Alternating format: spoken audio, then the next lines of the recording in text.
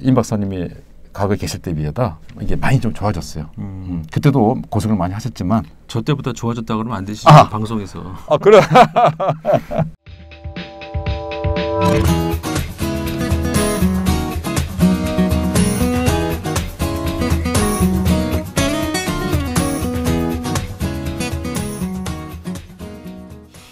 네, 안녕하십니까.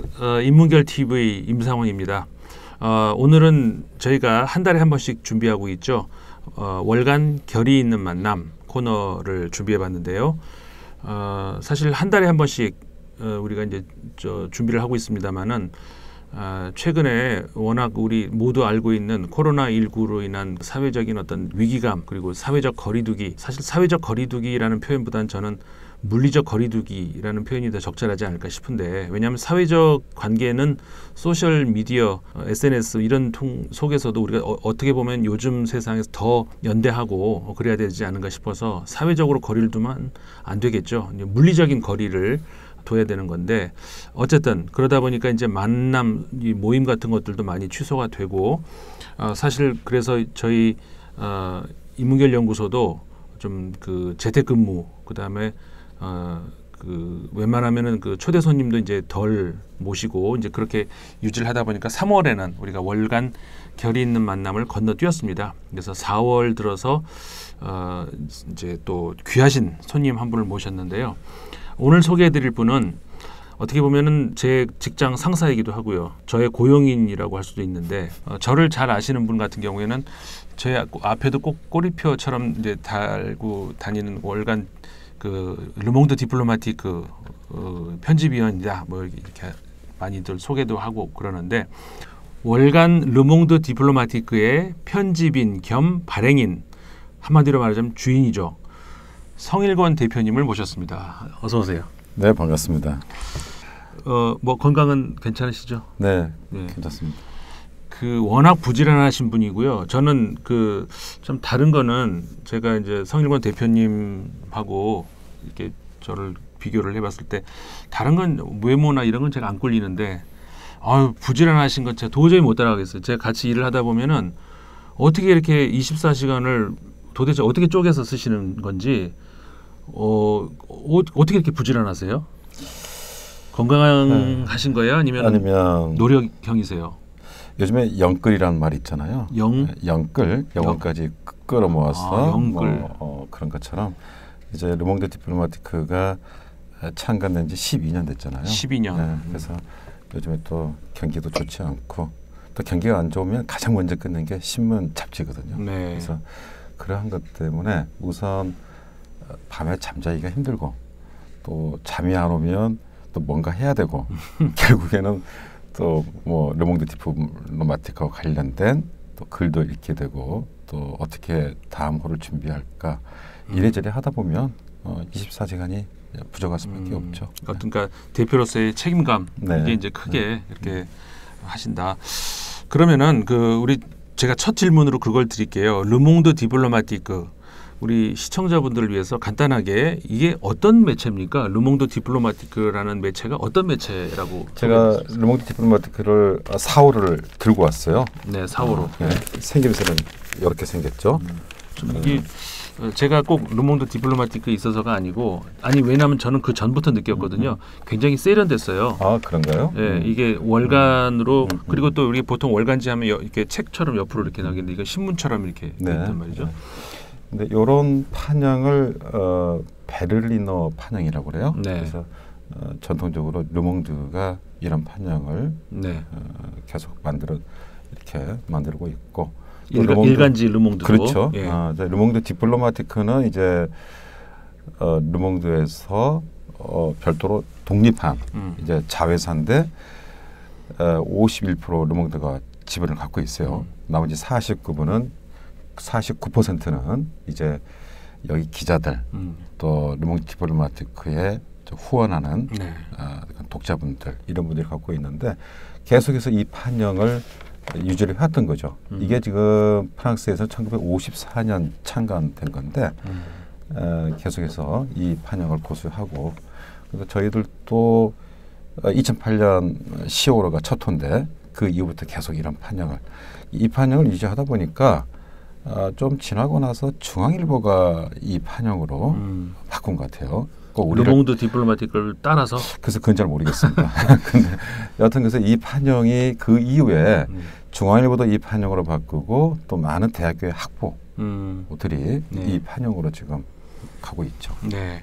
그러니까는 그 우리 시청자분들이 조금 더 이해를 하시기 수월하도록 몇 가지를 그런 말씀해 주신 네. 걸 정리를 하자면은 그러니까는 르몽드 디플로마티크라고 하는 이제 프랑스의 매체가 있는데 이거는 월간지이고 그다음에 별도로 프랑스의 일간지로 모두들 많이들 알고 계시는 르몽드라고 하는 유력지 일간지가 있는데 그 르몽드라는 신문이 그 일간지만 있는 게 아니고 이제 일종의 그룹이라고 할까요? 그래서 그렇죠. 르몽드 일간지도 있고 등등 있는데 르몽드 그룹 안에 일간지 말고 르몽드사가 51%의 지분을 가지고 있는 월간지를 그러니까 주식회사 르몽드 디플로마티크가 있는 거죠. 근데 그렇죠. 르몽드에서 발행하는 월간 매체가 몇 개 있어요. 르몽드 대 할리지영, 그러니까 종교의 세계. 네.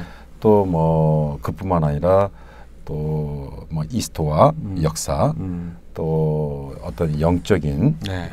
어떤 사유라는 또 그것도 있고 그런 책 월간지 또 결골간지가 많은데 그 잡지들은 르몽드에서 발행하는 거예요, 그냥. 네. 르몽드 사이에 있는 거예요. 근데 르몽드 디플로마티크는 오로지 르몽드 디플로마티크를 발행하기 위한 별도의 자회사인 거죠. 네. 그 편집권이면 모든 것이 따로 독립돼 있죠. 다만 51%의 지분만 르몽드. 있는데 이제 독립적으로 그러다 보니까 르몽드 디플로마티크에서는 아주 올곧게 한 길만을 가는데 종종 르몽드에서는 조금 약간 좀 자유주의적인 경영을 하기도 해요.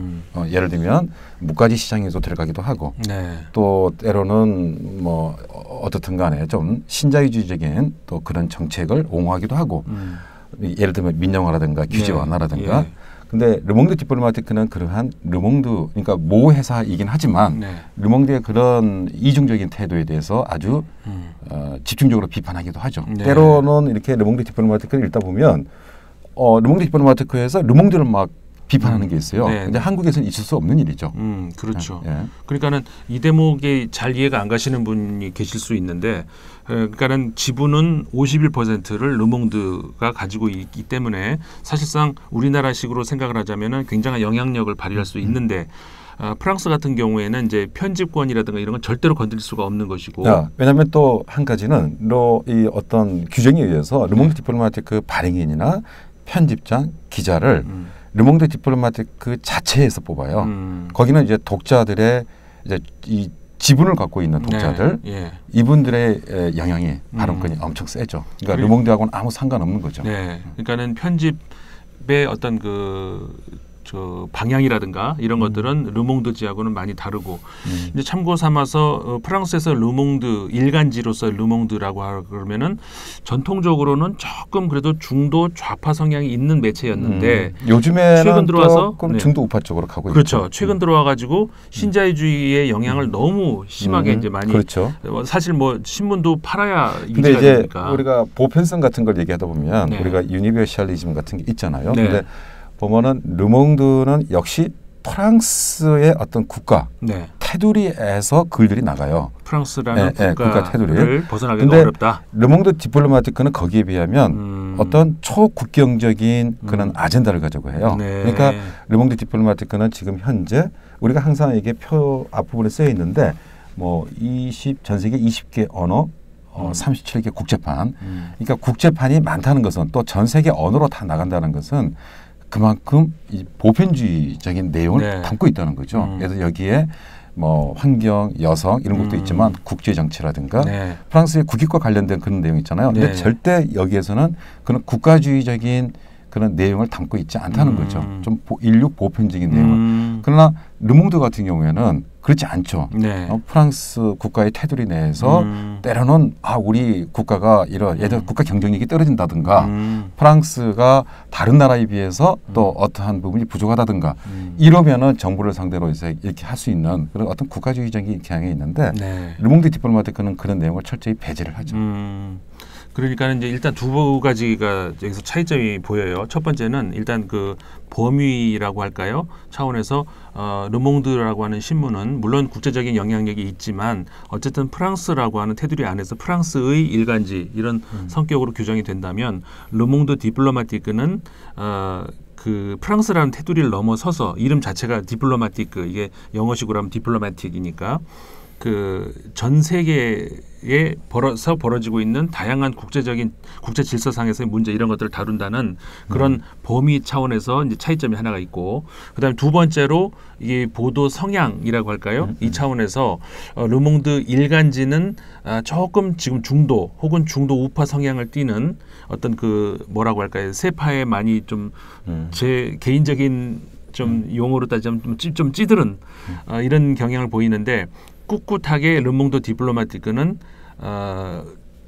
진보적인 목소리를 최대한 많이 반영을 하면서 그 전 세계에서 근데 문제는 이제 르몽드 디플로마티크의 경영진은 자기 자신들을 결코 진보적이라든가 좌파적인 얘기를 안 해요. 근데 한국에서는 워낙 이 담고 있는 내용이 우리가 진보계에서 늘 주장하는 내용. 그러니까 진보라고 흔히 말하는 사람들이 가지고 있는 그 중요한 가치들. 네, 그거를 여기 담고 있다고 해서 그러나 이 매체 경영진이 우리 매체는 뭐 진보 매체다, 좌파 매체다라고 얘기를 한 적이 없어요. 다만 이제 한국에서는 그렇게 이제 분류가 되고 있는 거죠. 한국 어떤 독자들에 의해서. 근데 사실 우리가 때로는 진보나 좌파 상향의 어떤 정치인들을 비판하기도 해요.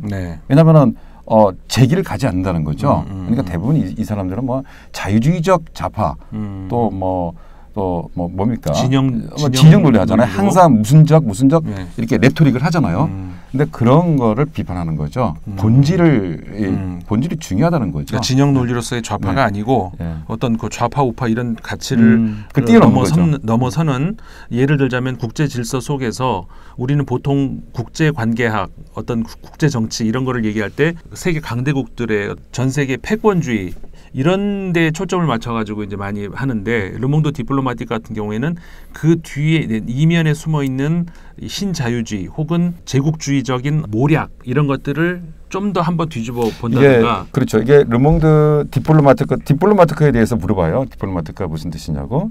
근데 디플로마티크가 영어로 얘기하면 우리가 외교라고 단순하게 얘기할 수 있는데 이 르몽드 디플로마티크 담고 있는데 이게 국제 정치뿐만 아니라 문화, 예술, 사상, 철학 다 담고 있어요. 근데 여기서 디플로마티크라는 것은 국가 간의 관계뿐만 아니라 인간과 인간의 관계, 또 인간과 그 이웃 간의 관계에서 그 디플로마티크가 필요하다는 거죠.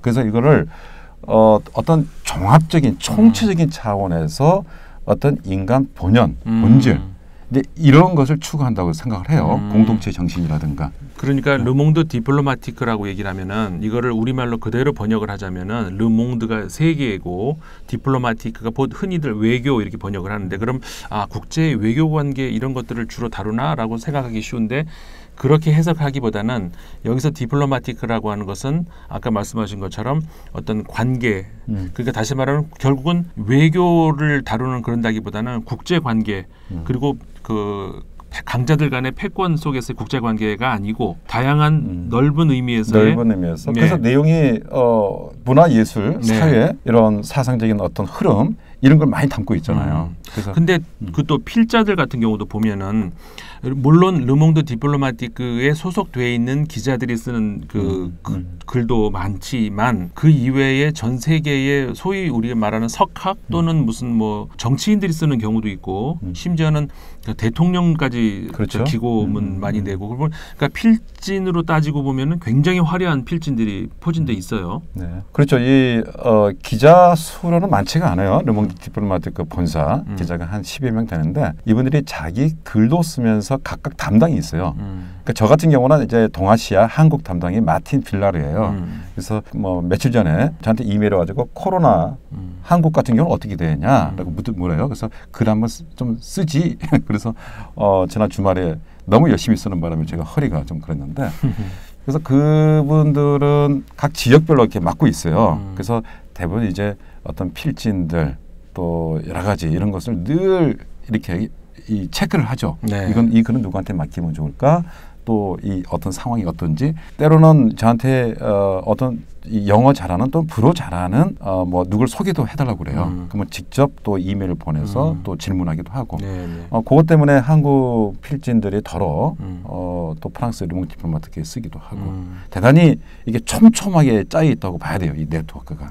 지금 가지고 오신 4월호를 보더라도 지금 일면에 보니까는 기사 쓴 그 기자라고 할까요? 중에서 슬라보이 지젝 이거 뭐 아시는 분은 아시고 모르시는 분 모르실 수 있는데 지금 현존하고 있는 철학자 중에 그 굉장히 영향력을 발휘하고 있는 철학자 중에 한 명이죠.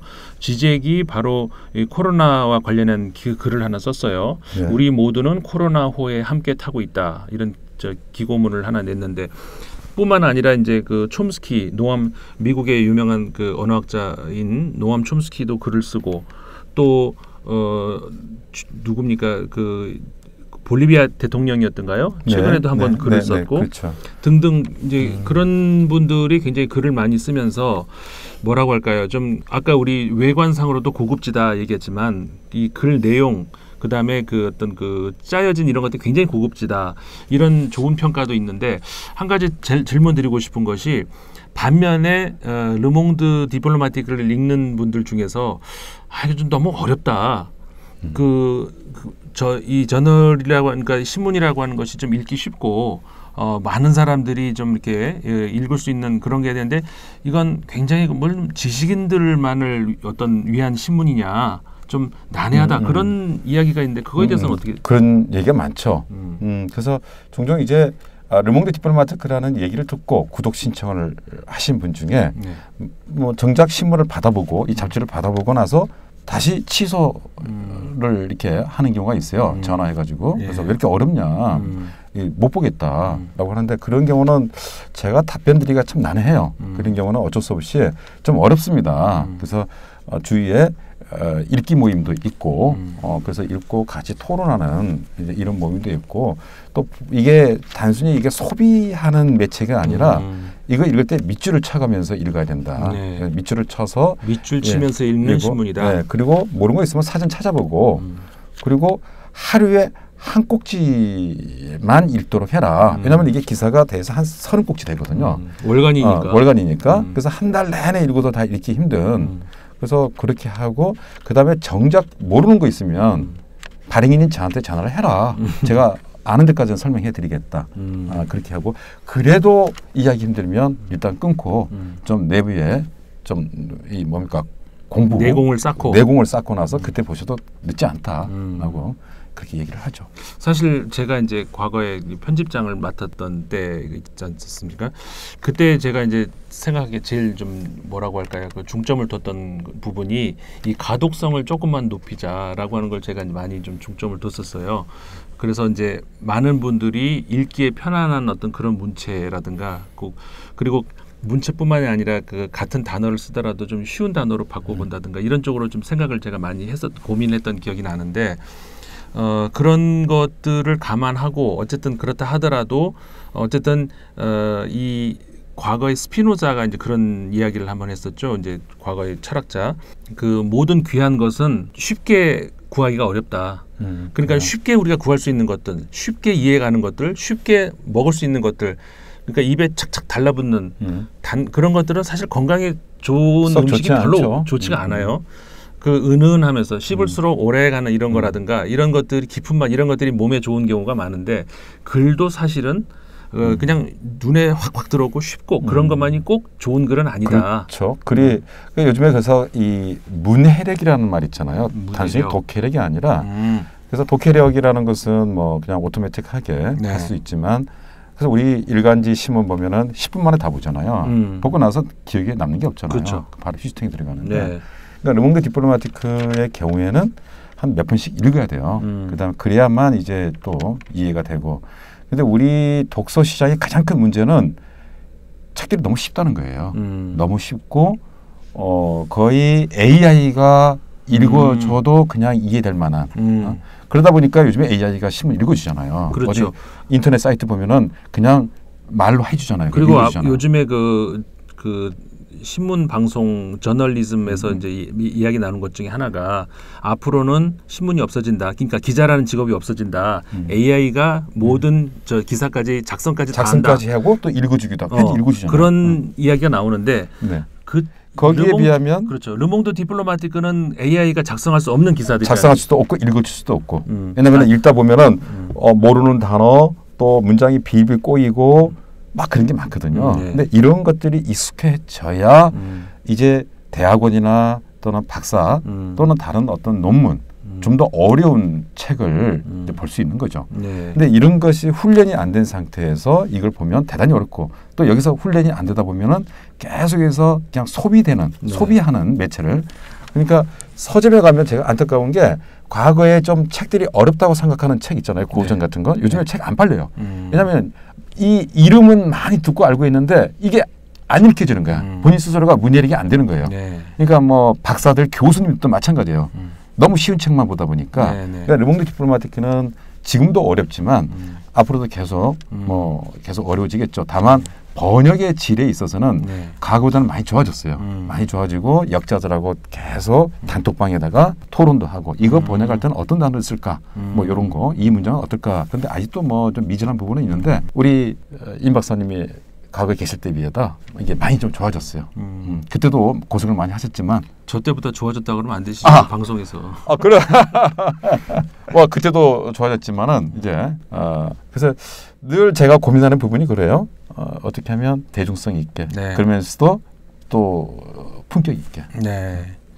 그러면 지금 조금 전에 이제 그 역자들의 노력 이런 건 말씀도 하셨습니다만은 그럼 그 다음 질문을 제가 드려본다면은 아까 이제 우리가 지금까지 본 게 르몽드 디플로마티크가 이제 프랑스 매체라는 말이죠. 그런데 한국에도 르몽드 디플로마티크가 있다.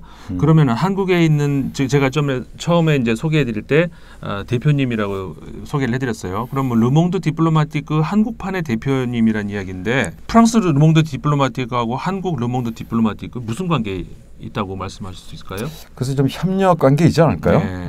그래서 협력 관계다. 소속사다가 아니고. 그렇죠. 소속. 왜냐하면 우리가 얘기하잖아요. 뭐 체인점이냐, 자영업이냐. 뭐 얼마 전에 제가 페이스북 보니까 우스갯소리는 나오더라고요. 절은 제가 얼핏 기억이 나는데. 교회, 절, 그다음에 성당을 이렇게 좀 구분지었더라고요. 그래서 뭐 이렇게 교회는 자영업이고 또 성당은 직영점이고 절은 체인점이다. 이렇게 운영하는 방식이 있어서 그래서 제가 그거 보고 좀 웃었는데 르몽드 디플로마티크의 경우에는 글쎄요. 체인점이라고도 해야 되나. 아마 꼭 그런 것 같지는 않고 좀 나름대로 독립적으로 좀 운영을 하면서 제가 한국 필자들을 한 30% 정도, 많게는 한 40% 정도 또 어떨 때는 20%에서 이렇게 지면을 구성을 해요. 그리고 또 어떨 때는 르몽드 디플로마티크 지면보다 저희가 조금 정리가 잘 된 게 르몽드 디플로마티크 본사에서 나오는 프랑스판의 경우에는 뭐 카테고리를 잘 안 지어요. 뭐 환경, 여성 또는 뭐 아시아, 아프리카. 근데 저희는 이렇게 카테고리를 예를 들어서 유럽이라든가 또 주장, 또 한반도 일본 뭐 이런 식 환경 이런 식으로 이렇게 카테고리를 지는데 우리 한국 독자들은 이런 카테고리 지는 것을 좀 좋아하거든요. 이렇게 정리되는. 근데 프랑스판의 경우에는 그런 게 없어요. 그냥 섞여서 이렇게 나오고. 섞여서 나오고 그런 부분에서는 지면 구성은 독립적으로 하고 운영도 독립적으로 하고 뭐 저희들이 뭐 예를 들어서 뭐 해외 법인 같은 경우는 돈 벌어서 프랑스 뭐 예를 들어서 외국 본사에 갖다 주잖아요. 근데 우리는 여기 자체에서 이제 우리 인건비로도 쓰기도 하고 여기 비용으로도 쓰기도 하고 그런 부분은 대단히 독립적이죠. 그러니까 사실상 이렇게 무슨 소속사 이런 게 아니고 좀 독립적인 어떤 그렇죠. 운영. 그다음에 프랑스에서 처음에 나오는 그 기사들도 그대로 우리가 이제 번역을 해서 사용도 하는데 거기다가 많게는 40%, 적게는 뭐 30, 20% 정도의 한국에서의 기사가 추가가 돼서 그래가지고 이제 한국판이 나간다. 이게 라이센스 잡지의 경우에는 그런 게 있어요. 유네스코 협약에 의해서 강제 조항은 아닌데 어떨 때는 또 강제 조항일 수도 있어요. 이게 라이센스 정기 간행으로 등록을 할 경우에는 현지 언어로 된 글이 일정 부분 우리 한국에서는 대개 20% 이상을 얘기를 해요. 그래야만 정기 간행으로 등록이 되는데 이런 것은 이제 어떤 다양성 협약이겠죠. 그래서 뭐 강대국이라고 해서 그냥 언어로 하면은 어떤 가치관 사상이 그대로 종속이 되잖아요. 근데 여기 나름대로 한국적인 상황을 또 설명을 해야 네. 우리 독자들한테 나름대로 독립적이고 이제 그런 내용이 그래서 그런 유네스코 협약에 의해서 저희들이 한 20에서 40 정도는 쓰는데 또 실제로 프랑스하고 계약을 할 때도 그 부분이 언급이 돼요. 우리가 네. 25% 한다. 정도 약 25%. 근데 종종 우리 독자분들 중에는 이런 분들이 있어요. 르몽드 디플로마티크를 보는 이유가 이 프랑스 또는 유럽 지식인, 외국 지식인들이 어떻게 어떤 쟁점에 대해서 어떻게 생각하는지 그걸 알기 위해서 보는 거지 한국 필자들의 글은 별로 중요하지 않다라고 이렇게 얘기를 하는 경우가 있어요. 그런 경우도 있다. 근데 그런 경우는 좀 답답하죠. 네. 그래서 꼭 그런 것만이 아니라 또 접근성 면에도 접근성이라고 해야 될지 이게 르몽드 디플로마티크를 좀 가독성이 있고 또 어떤 보완적인 걸로 해서는 한국 필자들의 글이 반드시 필요해요. 때로는 한국 필자분들 중에 아주 훌륭한 분들도 또 많이 계시고. 그러면 그 입장하고 또 반대로 생각하시는 분도 있을 것 같아요. 뭐냐면은 프랑스에서 나오는 그러니까 프랑스적인 혹은 유럽적인 그런 시사성 있는 그런 글들이 많이 나올 수도 있는데 그걸 굳이 우리가 그 세계에 있는 그런 문제들까지 우리가 가지고 이게 봐야 될 이유가 있을까?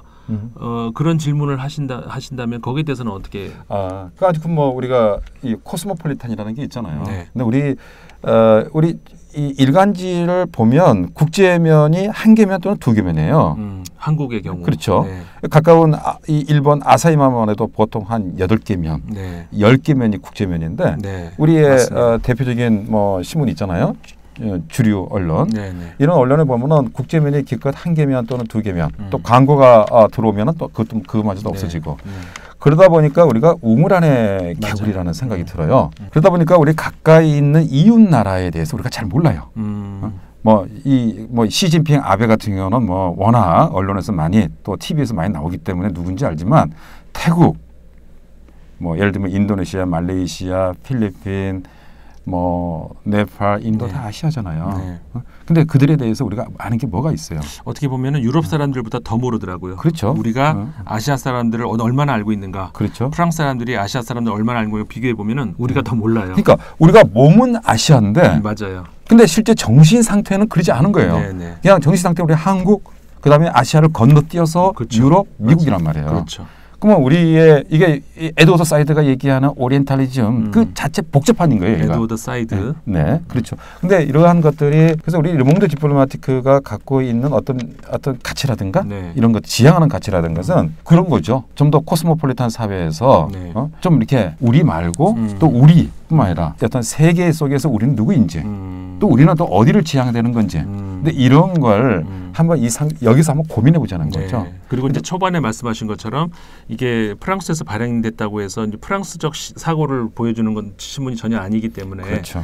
어떻게 보면은 전 세계적인 특정 어떤 지역을 얘기한다 그러면 그 지역에서 볼 수 있는 어떤 그런 사고 또 이쪽 지역이라면 이쪽 지역 그러니까는 굉장히 그 다양한 그 사고 방식이 들어가면서 우리가 흔히 놓칠 수 있는 그런 것까지 이제 챙기는 그런 면에서 이제 굉장히 그래서 우리가 좀 난해할 수도 있어 보이는 왜냐하면은 맨날 보던 것만 우리가 그렇죠. 보면 쉬운데 정말 저쪽 구석 어디에서 무슨 일이 벌어지고 있는지 그리고 그게 우리에게 이 세계에서 무슨 의미인지 이런 것들을 이제 같이 다루고 고민을 하고 있기 때문에 이제 그런 매체라고 할 수가 있는 거네요. 네, 그렇죠. 근데 또 국제 문제만 다루는 게 아니라 예를 들어서 뭐 사상, 철학, 종교, 문화, 예술. 근데 이러한 것들을 세계적인 어떤 학자들, 석학들이 이제 이런 분들이 어떤 현대에서 우리 현대 사회에서 이런 것들이 어떤 의미를 갖는지 또 어떤 트렌드 같은 것을 여기에서 이제 보여주는 거죠. 그래서 우리가 우리 한국과 또 외부의 어떤 세계, 국제 사회에서 이렇게 바라보는 어떤 징검다리 역할이라고 하나 어떤 창이라고 해야 되나. 그래서 노암 촘스키 같은 분은 르몽드 디플로마티크는 세계의 창이라고 했어요. 노암 촘스키가 그렇죠. 르몽드 디플로마티크는 세계의 창이다. 그러니까 세계 속의 또 세계를 이렇게 바라보는 이렇게 그런 창이라고 표현을 한 거죠. 그런 면에서 어쨌든 간에 이게 가치가 있는 것이고 제가 그 말씀을 듣다 보니까 옛날에 그 생각이 문득 나요. 대표님도 기억하시겠습니다만은 그때가 몇 년도였죠. 그러니까 제가 편집장 하고 있을 때 프랑스 그러니까 주한 프랑스 대사하고 인터뷰를 한번 한 그렇죠? 적이 있었죠.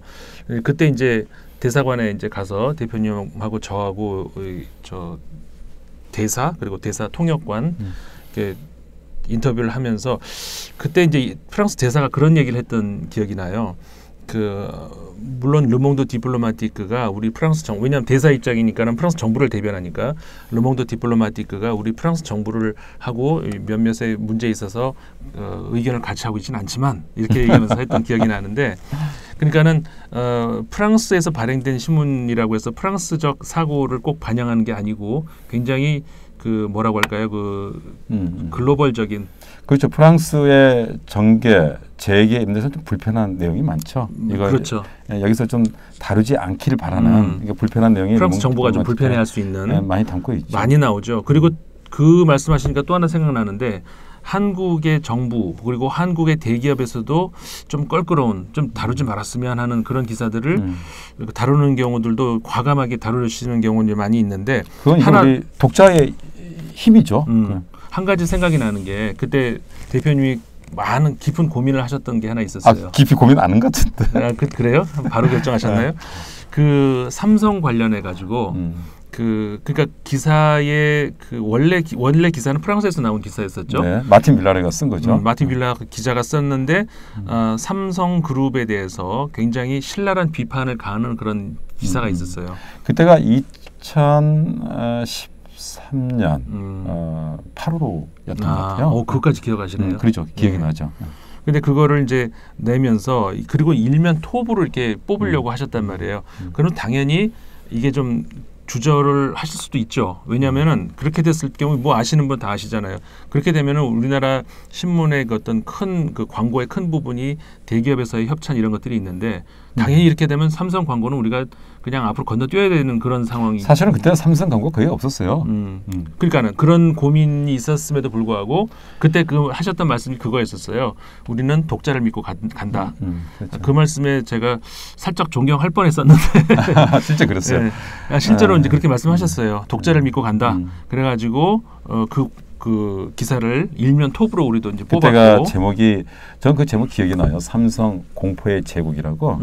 그러면서 이제 삼성의 어떤 있지 않습니까? 뭐 반도체 이런 걸로 해서 뭐 사고 나신 분들, 백혈병 걸리신 분들, 또 삼성의 어떤 강압적인 어떤 노동 정책 이런 걸로 인해서 여하튼 뭐 좀 말들이 많았는데 근데 우리 언론사에서 그다지 많이 다루지는 않았어요. 네, 그렇죠. 네, 그래서 이제 저도 좀 부끄러웠던 게 이걸 외국 기자가 요것 때문에 한번 취재를 왔거든요. 저랑 좀 다니기도 하고 그러는데 외국 기자의 시선에서 이것이 또 다뤄지고 또 이것을 받아서 또 번역을 해서 우리 일면에 삼성 공포의 제국이라고 제목을 이렇게 붙였을 때 조금 좀 부끄러웠어요. 왜냐하면은 우리가 다뤘어야 되는데 우리 기자가 우리 언론이 다뤘어야 되는데 프랑스로 보내서 나왔어야 되는데 거꾸로 이제 그런 점에는 좀 부끄러운 점이 있었다. 예. 근데 어쨌든 그렇게 되면서 우리 르몽드 디플로마티크 같은 경우에는 이게 대기업 광고가 그리 많지가 않아요. 이번에 광고가 지면에 좀 뭐랄까 한 건도 없습니다. 한번 잠깐 좀 볼까요? 네, 그래서 우리가 광고를 뭐 종종 우리가 지면이 워낙 빽빽해가지고 우리 이제 자체 16면에 르몽드 디플로마티크와 연대하는 친구들 전국의 읽기 모임 이렇게 권역별로 연락처가 있어요. 그래서 읽기 모임 하실 분들은 연락해서 같이 읽고 토론하면 될 것 같고 그다음에 요거도 자체 광고인데 요거는 이제 르몽드 디플로마티크를 구독하는 각 기관들에서 좀 구독 좀 해달라. 많은 학교들 이게 이제 구독하는 이제 기관들인데 이게 좀 꽉 채워지면 좋겠죠.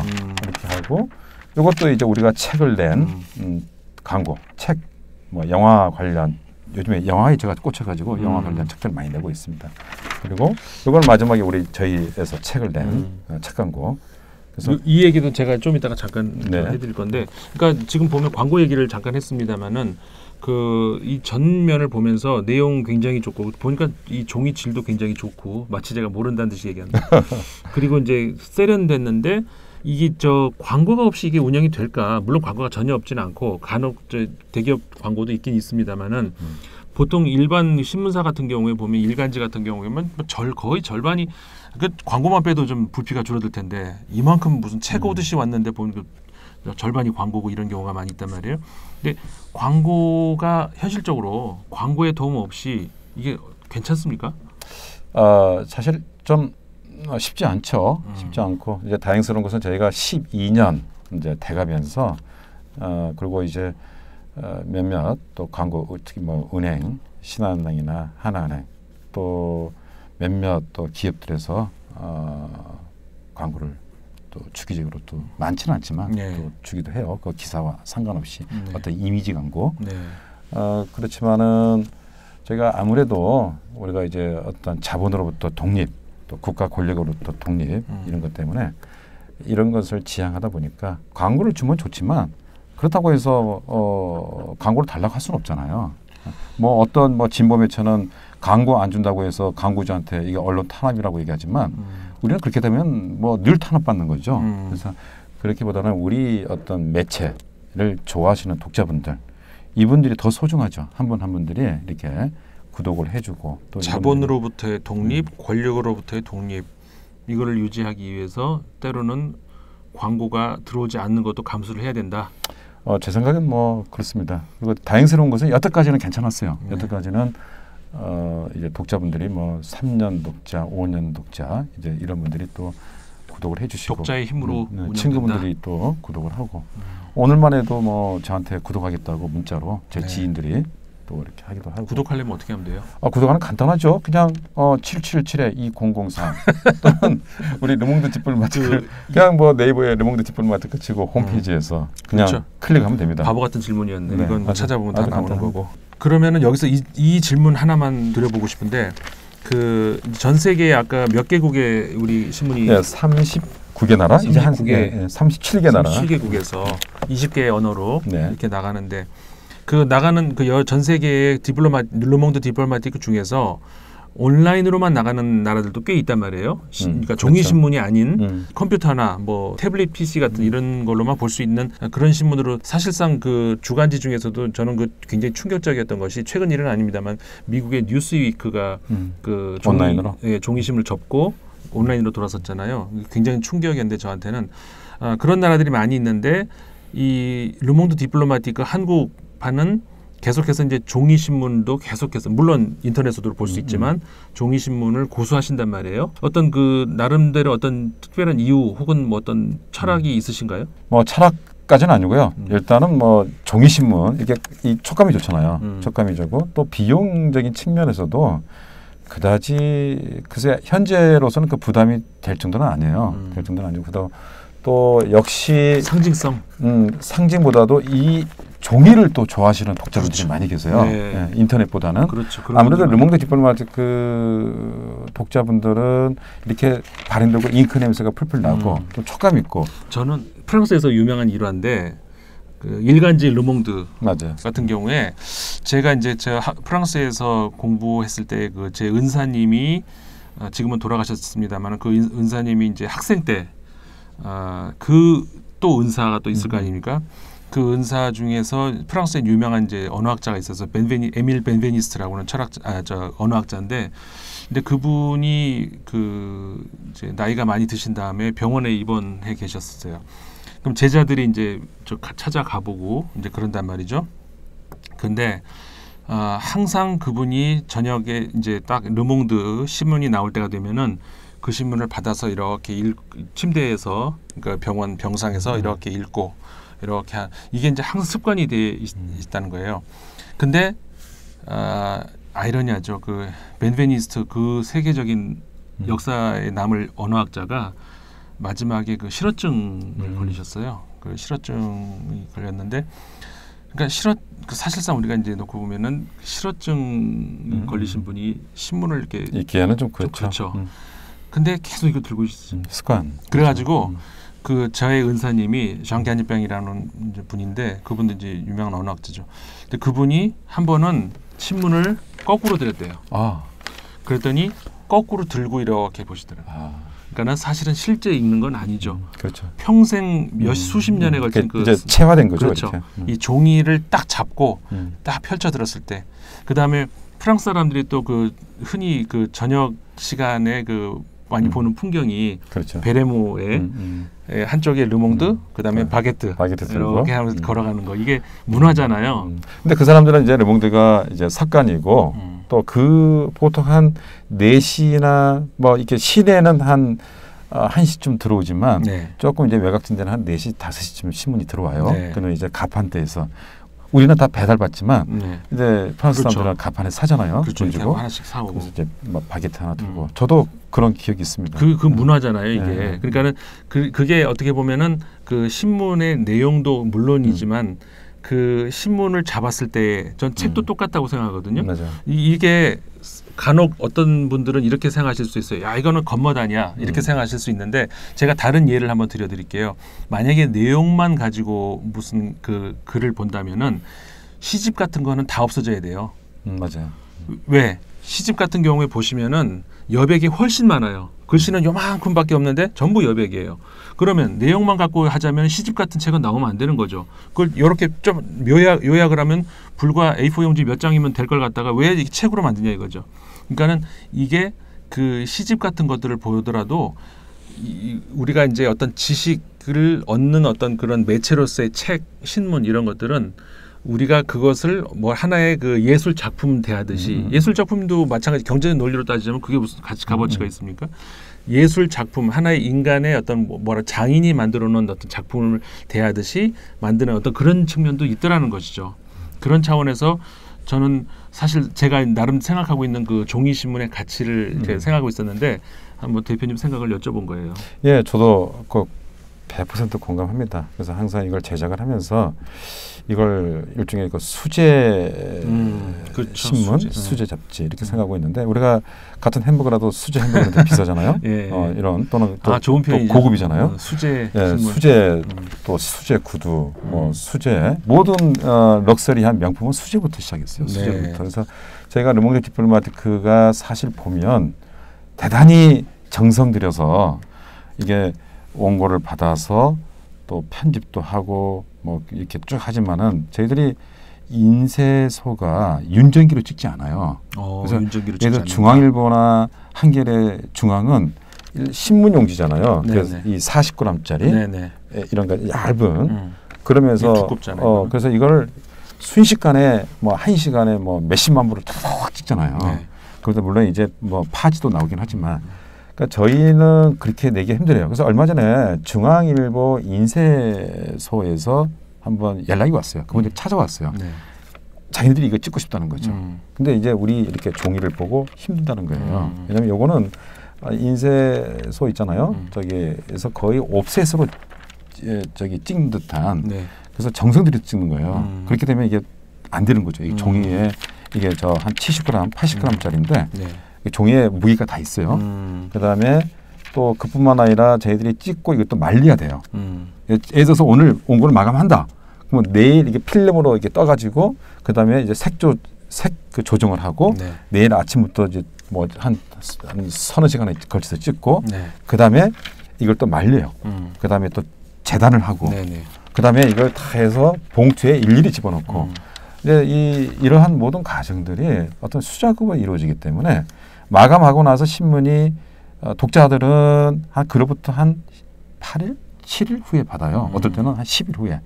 그래서 그런 부분이 독자분들은 왜 이렇게 신문이 늦게 도착하냐라고 얘기를 해요. 근데 저희가 이제 정기구독 하시는 분들은 대신에 인터넷판에서 이제 다 이제 미리 볼 수 있고. 미리 볼 수 있는 거죠. 그래서 그런 부분이 항상, 그래서 아까 말씀하신 대로 이게 하나의 작품처럼 네. 이제 그리려고 해요. 지금도 그렇게 생각을 하고 있지만 네. 이게 5년, 10년 남더라도 네. 그다음에 나중에 혹시 기회가 되면 이 일면이 나중에 어느 카페라든가 집에도 이렇게 멋있게 네. 걸어줄 수 있는 이제 그런 작품성이 뛰어난 그런 매체가 되도록 네. 노력을 하고 있습니다. 예. 좀 오늘 좋은 말씀 참 많이 들었는데요. 마지막으로 그러면은 그 질문 제가 하나만 드리고 마칠까 하는데요. 지금 뭐 우리 조금 시작하면서도 제가 말씀을 드렸습니다만은 코로나19로 해가지고 지금 전 지구 전체가 지금 앓고 있단 말이죠. 근데 역설적으로 지구에 살고 있는 인간을 앓고 있지만 지구는 튼튼해졌어요. 이것도 굉장히 역설인데, 그러니까는 이 코로나 이후로 많은 어떤 그 지금 이미 뭐 많은 석학들이 이제 이야기도 하고 있습니다만은 코로나 이후 포스트 코로나 세상이 굉장히 많은 부분이 이제 변할 수 있을 거라는 것이죠. 이게 그냥 한낱 그냥 어떤 그 에피소드 그냥 지나가는 어떤 그런 일로 끝날지, 아니면은 과거 20세기 그 양대 대전이 일어나면서 유럽의 패권이 이제 미국으로 넘어가 버리는 뭐 이런 정도의 규모일지, 아니면 과거 중세가 무너지고 르네상스로 넘어가는 그 정도의 규모일지, 사실 아직은 속단하긴 이른데, 어쨌든 우리가 이 경험해보지 못한 그 전 인류적인 어떤 그 팬데믹에서 시달리고 있단 말이죠. 그러면서 우리가 느끼고 있는 것이 참 많은 것 같아요. 예를 들어서 아까 말씀드렸던 역설적으로 인간은 아픈데 지구는 건강해지는 이 문제를 어떻게 할 거냐. 그 다음에 우리가 이제 많은 유럽에서도 보고 있지만 평상시에는 유럽이 건강보험제도나 이런 것도 얼마나 튼튼합니까? 근데 역설적으로 비상시 이런 시국 오니까는 그냥 무너져 버리는 이런 것들을 보잖아요. 공공이란 과연 무엇이냐 이런 것. 그 우리나라 야당에서도 그 마스크 관련 예산 그거 깎자고 해가지고 지금 우리나라 난리 날 뻔했는데 다행히 어쨌든 간에 우리 지금 잘 버티고 있는 것이고. 그러니까 이런 다양한 문제들이 있는 것이죠. 근데 이럴 때 사실은 우리가 아까도 지금까지 말씀을 많이 나눴습니다마는 그 쉽게 읽히고 쉽게 그냥 입에 그 혀에 달고 쉽게 우리가 취할 수 있는 뭐 이런 것들에 대해서 너무 우리가 익숙해져 있는데, 그런 것들에 어떻게 보면은 그 뭐라고 할까, 경종을 울렸다라는 어떤 그런 메시지로도 읽히거든요. 저는 코로나가 그런 차원에서 르몽드 디플로마티코도 그런 그 지금까지의 어떤 그 쉽게 하는 이런 사회에 반해서 어떻게 보면은 저항하면서 우리가 비판하면서 왔던 신문이라고 보여지는데, 자, 코로나 이후 이 시대 우리가 르몽드 디플로마티크를 읽어야 하는 이유 혹은 이 시대의 가치 너무 거창한가요? 네, 좀 거창합니다. 이거를 좀 설명을 해주시죠. 네, 뭐 거창합니다. 그래서 뭐 르몽드 디플로마티크 4호로에도 또 3호로에도 다뤘지만 이 아무래도 이 코로나에 대해서 여기에 프레데릭 로르동 경제학자, 꽤 저명한 경제학자인데 코로나 사태가 신자유주의 체제를 파탄낼 그런 가능성이 높다 이렇게 얘기를 했고, 또 이번에 보면 우리 임상훈 박사가 오마이뉴스인가요? 거기에 썼다시피 예. 코로나 사태를 바라보는 시각이 앵글로색슨 모델이 있고 한국식 모델이 있고 중국식 모델이 있고 막 그런데 영국을 중심으로 한 앵글로색슨 사람들의 어떤 이 코로나 대응책은 그냥 죽음을 지켜보는, 그냥 내버려두는, 그게 집단 면역으로 해서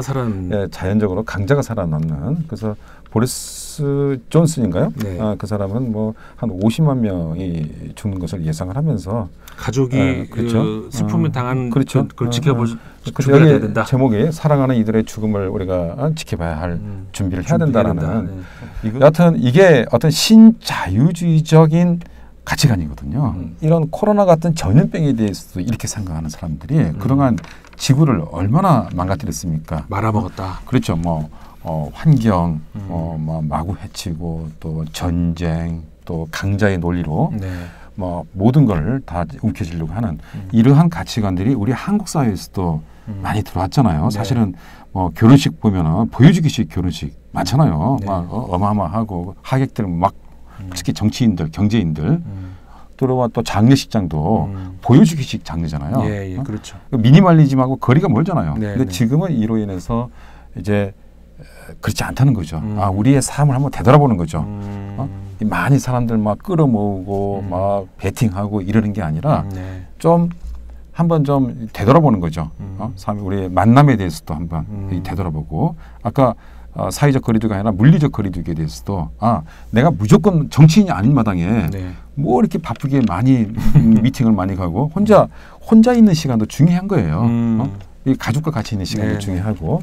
저는 또 2주간 격리를 하면서 많은 생각을 네네. 했습니다. 그래서 이런 삶에 대해서도 한번 이렇게 인풋 대비 아웃풋을 엄청나게 하는 게 신자유주의 어떤 투기 모델이잖아요. 예. 인간관계도 그렇게 맞단 말이죠. 물신주의에 아주 예. 내가 저 사람 만나서 또는 이런 모임에 가서 내가 이득을 보겠지, 사업상 좋겠지. 이런 거잖아. 다 예. 펴로 보이듯이 정치인들한테 예. 모든 인간관계를 돈으로 따지기 때문에 굳이 안 가도 될 장례식장 가고 굳이 안 가도 될 결혼식장 가고 그러면서 얼굴도장 찍고 거기에 막 이렇게 좋아 또 뭐 있잖아요.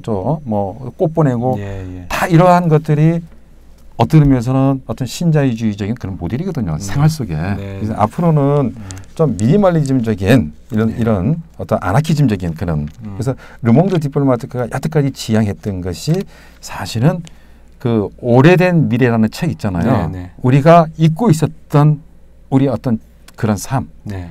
이웃과 가까이 지내고 네. 또 우리가 잃어버렸던 또는 뭐 가까운 이웃이나 공동체를 생각해보고 가까운 동물들도 생각해보고 이번에 코로나도 야생동물과 인간동물의 영역에서 네. 인간의 영역이 야생의 영역까지 침투함으로써 네. 야생의 오래전부터 이 야생은 야생대로 자기네 뭘 갖고 있잖아요. 자기를 네. 보호하기 위한 네. 이런 것들이 바이러스로 변질된 거 아니에요. 그래서 이러한 것들이 한 번쯤 이렇게 돌아보는 네. 나, 이웃, 그다음에 환경, 네. 가까운 것들 이런 가치를 찾는. 네. 근데 르몽드 디플로마티크는 여태까지 또 그런 걸 지향을 해왔고. 예, 그렇죠. 그래서 르몽드 디플로마티크를 보면서 한 번쯤 이렇게 좀 네. 같이 좀 생각해보는 그런 특히 시간이 요즘 같은 되겠습니다. 시간에 르몽드 디플로마티크를 보면서 사실 지금 말씀 조금 전에 하셨습니다마는 이게 새로운 가치관이 아니라 르몽드 디플로마티크는 그 전부터 계속 추구해 왔던 것들이거든요. 근데 이게 이제 주목을 받지 못했던 소위 말해서 신자유주의라고 하는 거대한 그 물결 속에서 그 아주 힘들게 저항을 하고 있다가 비로소 지금에 와가지고 우리 힘들게 저항 안 했어요. 그래요? 어쨌든 그러면서 이제 그 가치가 좀 사람들이 좀 돌아볼 수 있는 어떤 여유가 되긴 한 것 같은데 좀 역설적이라고 할 수가 있죠. 그런 차원에서 한번 우리가 이제 르몽드 디플로마티크가 지금까지 추구해왔던 그런 가치 이런 것들 다시 한번 좀 돌아볼 수가 있다. 이제 그런 말씀이시잖아요. 네. 알겠습니다. 저도 이렇게 말씀을 나누다 보니까는 대표님이 왜냐하면 우리가 둘이 얘기할 때는 이런 얘기 잘 안 하잖아요. 우리 주로 무슨 얘기 나누죠? 주로 뭐 먹었냐, 오늘 뭐 마셨냐. 근데 어쨌든 또 좋은 말씀 많이 들었고요. 또 그 앞으로 좋은 역할 또 제가 좀 기대하겠습니다. 좋은. 네, 오늘 이렇게 불러주셔서 감사하고요. 네. 또 우리 임상훈 박사님을 좋아하시는 또 많은 또 팬들 앞에서 또 르몽드 디플로마티크를 이렇게 소개하게 되는. 네. 또 이분들이 다 르몽드 디플로마티크 팬이 되기를 개인적으로 그렇죠? 또 욕심을 갖고 있고 앞으로 좀 자주 불러주시죠. 예. 알겠습니다. 오늘 출연해 주셔서 감사하고요. 네, 아닙니다. 제가 감사합니다. 고맙습니다. 자, 오늘은 그래서 르몽드 디플로마티크의 성일권 대표님을 모시고 월간 결의 있는 만남 진행해 봤습니다. 저는 말씀을 들으면서 이제 여러 가지 또 좋은 말씀도 듣고 했는데 이런 것들이 잘 전달이 됐으면 좋겠고 많은 공감이 있었으면 좋겠습니다. 저는 또 다음 시간에 찾아뵙기로 하고요. 오늘은 여기서 인사를 드리겠습니다. 고맙습니다.